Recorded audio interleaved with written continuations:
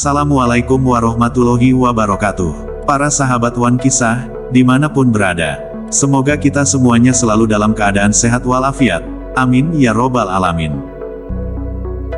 Para sahabat Wan Kisah, pada kesempatan yang berbahagia kali ini, kita akan membahas beberapa tanaman penolak santet, atau gangguan ilmu hitam, jika ditanam di depan rumah Anda. Lalu, tanaman apa sajakah yang dimaksud?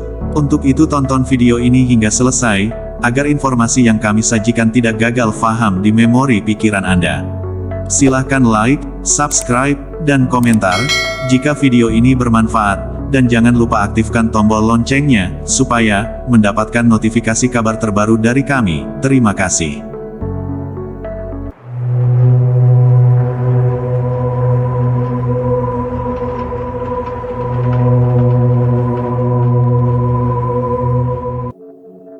Sahabat Wan Kisah, keberadaan hal-hal gaib seperti ilmu hitam hingga makhluk halus adalah sesuatu yang dekat dan melekat dengan kehidupan manusia.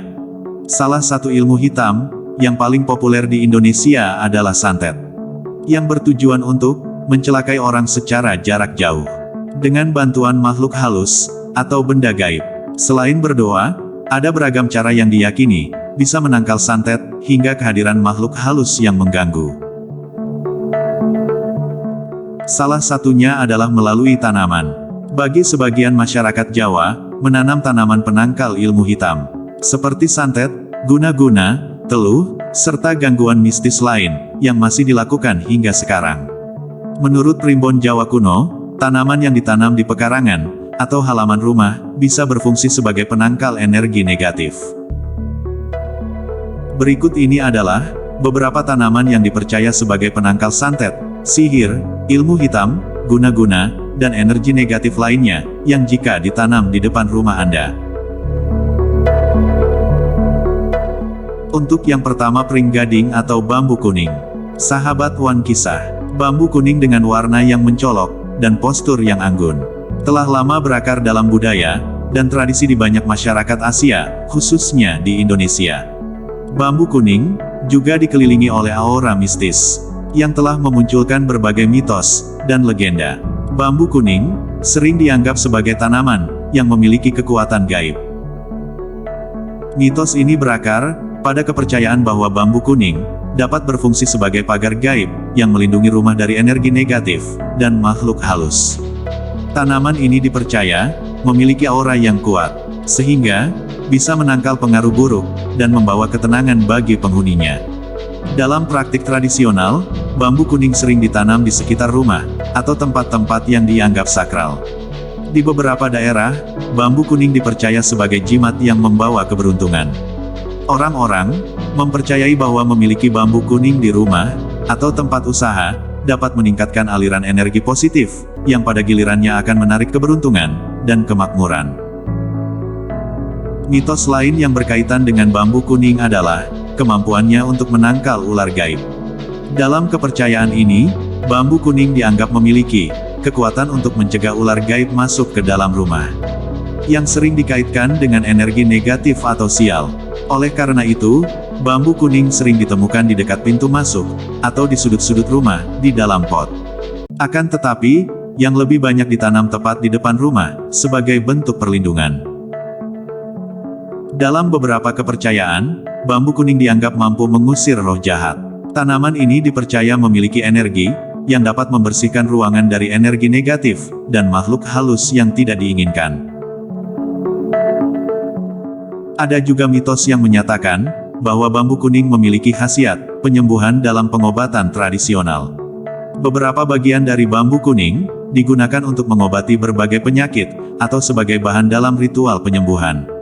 Meskipun tidak ada bukti ilmiah yang mendukung klaim ini, kepercayaan ini tetap hidup dalam beberapa komunitas, meski diselimuti oleh berbagai macam mitos. Bambu kuning ini ternyata punya khasiat yang luar biasa, diantaranya sebagai obat herbal. Bagian rebungnya diketahui memiliki kandungan yang dapat mengatasi kerusakan fungsi hati, dan digunakan sebagai obat untuk penyakit kuning dan lever. Senyawa hidroksi bemsadalhid yang terdapat pada rebung bambu kuning memiliki sifat antitoksin hati yang berfungsi mengatasi penyakit lever atau hepatitis A. Untuk yang kedua, tanaman tebu ireng. Sahabat Wan Kisah, masyarakat Jawa percaya pohon tebu ireng dapat menangkal energi negatif, sekaligus menangkal santet, sihir, ilmu hitam, guna-guna, dan gangguan makhluk halus lainnya. Sebagian orang menyebut tanaman ini dengan nama tebu hulung. Tebu ireng atau tebu hulung bukanlah tanaman tebu yang sering ditemukan di ladang, melainkan tebu yang tumbuh liar di hutan atau pegunungan. Tebu ireng umumnya berwarna gelap, biru gelap, merah tua, dan daunnya juga berwarna gelap. Tebu ireng juga dipercaya dapat membawa keberuntungan dan keselamatan bagi pemiliknya. Posisi terbaik menanam pohon tebu ireng adalah di halaman depan rumah Anda. Cara menanam tebu ireng adalah dengan memotong batangnya menjadi beberapa bagian dan menancapkannya di tanah. Tebu ireng akan tumbuh dengan cepat dan mudah beradaptasi dengan lingkungan sekitarnya. Untuk yang ketiga, terdapat daun kelor. Mitos tentang daun kelor begitu beragam, dari kemampuannya mengusir makhluk halus, hingga dipercaya sebagai penawar segala penyakit. Kepercayaan ini telah tertanam kuat dalam budaya masyarakat, terutama di beberapa daerah di Indonesia. Sehingganya, tidak heran masih banyak masyarakat Jawa yang menanam kelor di depan rumah.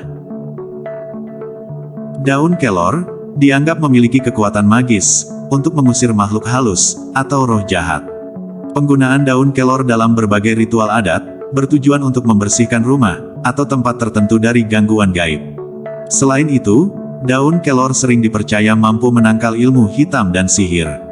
Banyak orang yang menggantung daun kelor di pintu atau jendela rumah untuk melindungi diri dari pengaruh negatif dan serangan gaib. Bahkan dalam tradisi Jawa, daun kelor sering diletakkan di sekitar tempat tidur bayi yang baru lahir.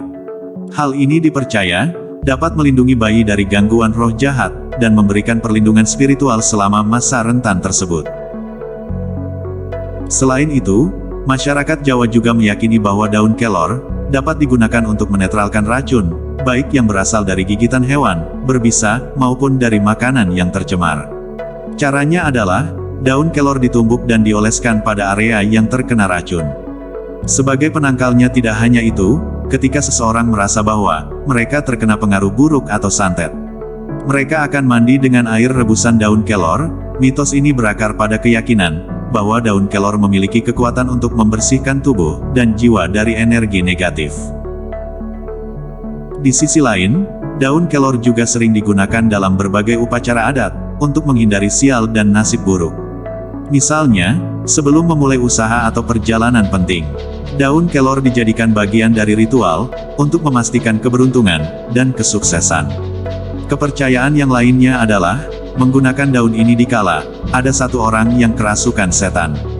Dengan cara menyabet secara perlahan pada tubuh seseorang yang sedang dirasuki, niscaya orang tersebut akan sadar kembali. Untuk yang keempat, tanaman bidara. Sahabat Wan Kisah, saat malam hari pohon bidara konon mengeluarkan energi positif yang berfungsi mengusir ilmu hitam. Dalam primbon Jawa, masyarakat Jawa kuno percaya tanaman ini berguna untuk menangkal energi negatif dan gangguan mistis, sekaligus sebagai pelindung rumah dari jin dan makhluk gaib lainnya yang berniat jahat. Untuk yang kelima, tanaman kecubung wulung. Sahabat Wan Kisah, tanaman ini memiliki daun berwarna hijau, lebar, berbulu, serta sisi daun yang bergerigi. Warna bunganya sendiri beragam, mulai dari putih, hijau, hingga warna kuning. Dalam kesehatan, daun kecubung hulung bisa digunakan sebagai obat rematik, sakit pinggang, dan asam urat. Sementara dalam primbon Jawa, tanaman ini bisa digunakan sebagai tanaman tolak balak untuk santet, sihir, ilmu hitam, penangkal teluh, hingga guna-guna. Sehingganya, masih banyak yang menanam kecubung di pekarangan rumah. Mitos lainnya yang menarik adalah, bijinya kerap menjadi campuran ramuan cinta kuno. Jika mencampurkan biji atau bubuk kecubung ke dalam makanan seseorang, dipercaya ia akan jatuh cinta kepada Anda. Untuk yang keenam, tanaman bengle. Bengle atau binglei adalah salah satu tanaman rempah-rempah. Rimpangnya yang dimanfaatkan sebagai bumbu dapur dan bahan pengobatan. Menanam tanaman ini di rumah, juga dipercaya dapat memancarkan energi positif luar biasa. Hal tersebut dapat menangkal segala energi negatif yang akan masuk rumah Anda. Tanaman bengle hampir mirip dengan tanaman jahe. Para pendahulu atau nenek moyang kita banyak menggunakan tanaman ini untuk mengusir dan mencegah setan atau energi negatif. Biasanya, mereka sering menggunakan bengle pada bayi yang baru lahir, agar bayi tersebut terlindungi dari energi negatif. Untuk yang ketujuh, bunga mawar merah. Sahabat Wan Kisah, tidak hanya menjadi simbol cinta, bunga ini juga memiliki manfaat untuk mencegah dan menangkal energi negatif, seperti santet dan sihir. Bunga mawar merah memiliki kemampuan dapat menangkap energi negatif, lalu menyalurkannya ke tanah. Bagi kalian yang ingin terhindar dari energi negatif, maka tanamlah bunga mawar merah ini di pekarangan rumah Anda. Selain bentuknya yang indah, tanaman ini juga dapat mencegah energi negatif. Jika dilihat dari manfaatnya, wajar saja tanaman ini digemari banyak orang. Untuk yang kedelapan terdapat tanaman kaktus. Sahabat Wan Kisah, tanaman yang sudah tidak asing ini memiliki manfaat sama seperti halnya bunga mawar. Dapat menangkap energi negatif dan menetralisir serangan santet dan energi negatif lainnya. Tumbuhan yang biasa tumbuh di dataran gurun ini, dan tidak rumit dalam perawatannya, boleh dicoba. Menanamnya di halaman rumah Anda, selain menangkal energi negatif, konon katanya ini dapat menarik energi rezeki. Sahabat Wan Kisah, itulah beberapa tanaman yang diyakini bisa menangkal berbagai serangan santet maupun ilmu hitam lainnya. Percaya atau tidaknya hal tersebut tergantung dari keyakinan Anda masing-masing. Beribadah dan berdoa kepada Tuhan Yang Maha Kuasa adalah hal yang terpenting dan yang dapat menghindarkan kita dari hal-hal negatif. Namun sebagai umat Muslim, perlu kita ketahui bersama bahwa kebaikan dan keburukan yang terjadi adalah datangnya dari Allah Subhanahu wa Ta'ala. Demikian yang bisa kami bagikan, kurang lebihnya mohon maaf. Kebenaran hanya milik Sang Pencipta alam, sementara kesalahan ada pada diri manusia. Wallahu a'lam bishawab. Wassalamualaikum warahmatullahi wabarakatuh.